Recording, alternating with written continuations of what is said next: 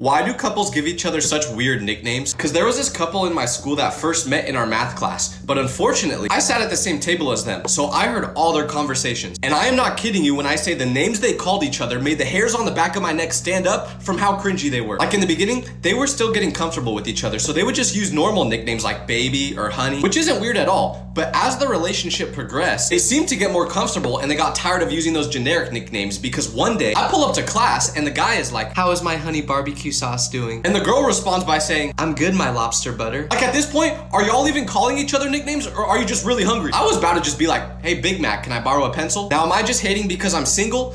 Yeah.